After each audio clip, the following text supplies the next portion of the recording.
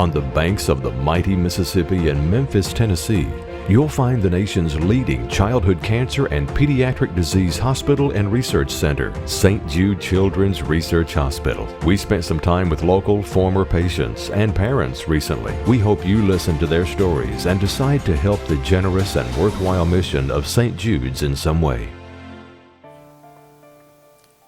I was water skiing one day back in my senior year in high school, and I fell that day. And the next morning I got up, I had a knot on my neck. I didn't know what it was. That's when mother sent me to the doctor over in Bales. He sent me to the doctor over here in Jackson. That's been a long time ago, man. And he said, well, we're going to send you to St. Jude and have you see the doctor down there to see what you really have got. Because they took a biopsy on me over in Jackson on my neck. That lymphoid disease. That's how you say that. Yeah. That's when they diagnosed me for that. That's when they started sending me to St. Jude the following week.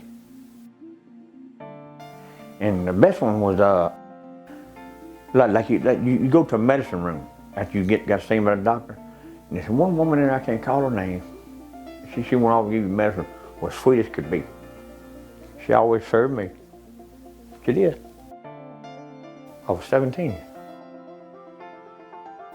I said, I don't care. I said, I don't live this long. I'm gonna fight till I can't fight no more. When I was 7 years old, I was diagnosed with an astrocytoma brain tumor. I was vomiting, screaming with headaches. I was in the 2nd grade at the time. We went to the pediatrician. He treated me for a stomach virus. I continued to get worse. We finally ended up going to a pediatrician who I'd never seen before. And he was the one that actually put the puzzle piece together. And he was the one that looked at my symptoms and went, oh, this is probably what's going on. And so he sent us across the street, got a CAT scan, then we were sent off to face the music. The thing I remember the most about the St. Jude process was just how welcoming they were. You were just welcomed in as part of their family. From the minute you walked in, you were greeted with open arms. And they were everybody had a smile on their face, and everything was centered around making it fun and enjoyable. I mean, I can remember when you waited for your appointment, you had people out there that would play with you. They would help you color. And as I was a teenager, they had what was called the teen room. They had big Apple computers in there. They had gaming devices. Anything you wanted was in there to keep you occupied while you waited on your appointment. And I can just remember how accepting they were, and it was all centered around how to get you well. Yeah, how to get you well. St. Jude has pretty much prepared me for life. They've jump-started me basically and given me the tools to live and to succeed. My adventure with childhood cancer has a very strange story. I was in Illinois with my husband. We were about to transfer, and our 4-year-old daughter had been diagnosed with mono. She was at home visiting with friends that were taking care of her, and we got an urgent phone call that she had collapsed and was now at the local hospital. When I reached her, we had a diagnosis of neuroblastoma, which was a very rare childhood cancer in 1985. The pediatrician at the time gave us statistics that she had 30 days to live at maximum. My adventure at St. Jude with Kara began when we came back to Tennessee to visit. And on this visit, we were sick. We needed a blood transfusion because our counts were so low. Kara received her blood transfusion. St. Jude opened up their arms. They welcomed us in. There were no questions asked. There was no insurance to pay. It was wonderful. Kara later that night got the opportunity to become a showcase piece for Main Street downtown at the Peabody. And the first person that saw her paid for a carriage ride. So we went to a carriage ride.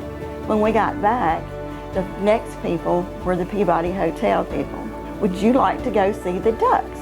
And so immediately it was a yes. So my experience with St. Jude Children's Research Hospital has been totally awesome. They have open arms, open hearts, open love. It's one of the most wonderful places that you could ever imagine.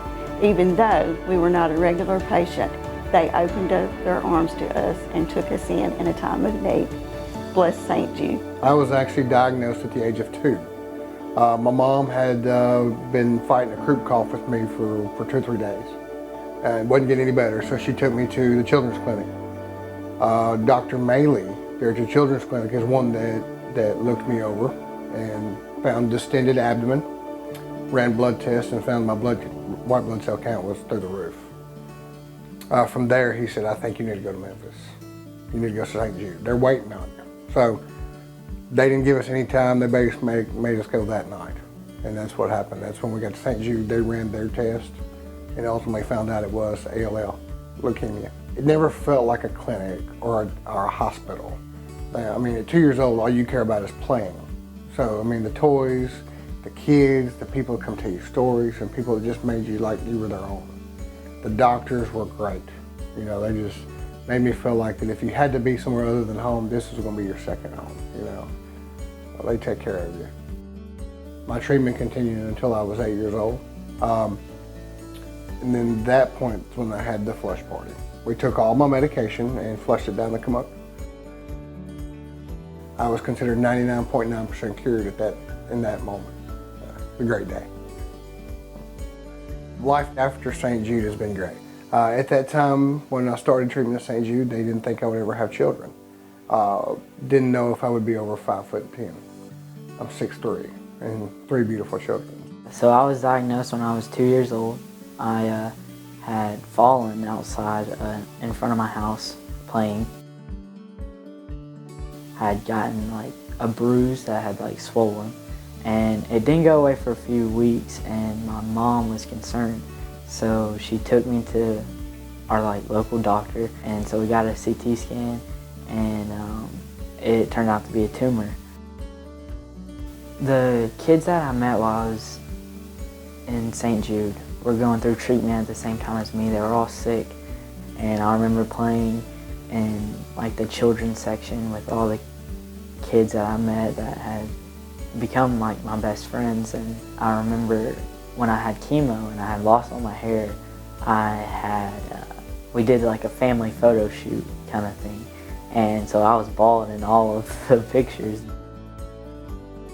I remember like before my surgery being in the hallway, and I got to race like my parents for the last time before they ended up amputating my leg. So after my amputation, I got fitted with the prosthesis, and I got to run track again and feel that feeling of just being able to push myself as hard as I can, as any able-bodied person would do. And so it's led me to make Team USA and run track in Ireland and just all kinds of things that I would never be able to do if this never happened.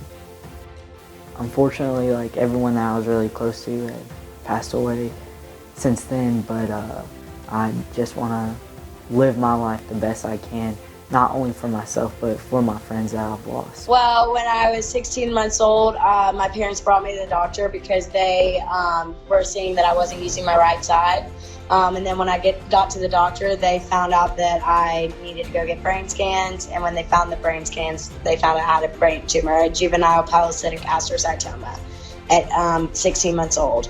And they thought I was going to be able to live with it, but then it grew, and so I had to get it taken out at 18 months old. So I've had to go back once a year for 18 years, and I've met the most amazing people that were also going through treatment and built some amazing relationships through St. Jude. I'm a psychology major, hoping to study with more of an education minor in like special education, and hopefully go into occupational therapy and work at St. Jude the same way that I did occupational therapy at St. Jude for my entire life. I cannot describe the feeling that, the feeling that comes over me and everyone around me when we walk into St. Jude. That love is great enough to cure childhood cancer. So the whole thing got started whenever I developed like a sore throat. I had lots of if you look up the symptoms for leukemia, I had basically every single one that you could think of. And they ran several blood tests, but actually it wasn't until like 2 weeks later where they actually diagnosed me. Well, being an 8-year-old, it was really hard for sure because I didn't really understand what was going on. The positive things are just like how many events they have for you and your family to get involved in. There's not a staff member that you'll meet that isn't welcoming and awesome. I was told that I would not survive the cancer that I had, and here I am 10 years later going to my dream school, standing in front of the rock,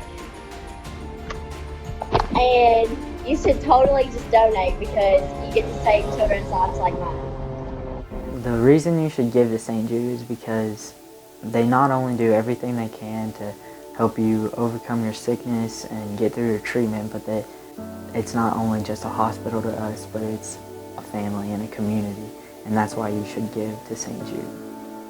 The reason to give to St. Jude is to support lives and to give children across the world a reason to live. When you give to St. Jude, you're not just giving to doctors and nurses and a facility, you're giving life to children across the world. You've given me life. Without St. Jude, I don't know that I would be here today. I ask that you please remember that St. Jude not only takes care of your child, St. Jude takes care of the families also. Thank you. Let me tell you this, why it's important to give to St. Jude. And when I say give, it can be monetary, it can be time, it can be thoughts and prayers, it can be anything. The reason why I know this is because people like me wouldn't be sitting here today had it not been for the time and effort with the people at St. Jude. The contributions made by contributors all over the world helped me to be who I am today. Do what you think you need to do.